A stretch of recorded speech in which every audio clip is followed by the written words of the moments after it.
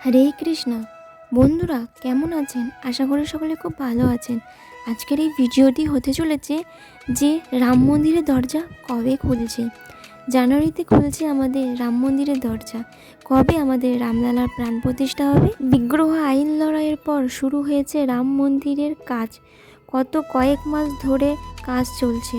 যুদ্ধকালীন তৎপরায় এমন প্রশ্ন একটা, কবে খুলবে মন্দিরের দরজা? সেই প্রশ্ন উত্তরই আজ মিলল। 22শে জানুয়ারি খুলছে আমাদের রাম মন্দির। এই দিনে প্রাণ প্রতিষ্ঠা হবে আমাদের রামলালার। 22শে জানুয়ারি প্রাণ প্রতিষ্ঠার দিন।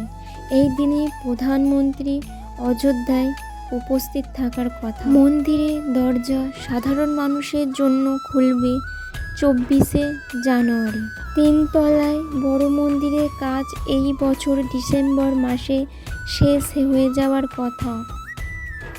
মন্দিরের জন্য পাথর আসছে নানা প্রান্তে থেকে। মন্দিরে গম্বুজ এমনভাবেই তৈরি করা হচ্ছে যাতে প্রতি রামনবমীর দিনে সূর্যের আলো এসে পড়ে এই বিগ্রহের ওপর। কমেন্ট বক্সে জয় শ্রীরাম লিখতে কেউ ভুলবেন না। যদি ভিডিওটি ভালো লেগে থাকে তাহলে আমার চ্যানেলটিকে সাবস্ক্রাইব করে পাশে দেখা বেল আইকনটি প্রেস করে দেবেন নিত্য নতুন ভিডিও পাওয়ার জন্য। হরে কৃষ্ণ, রাধে রাধে, জয় শ্রীরাম।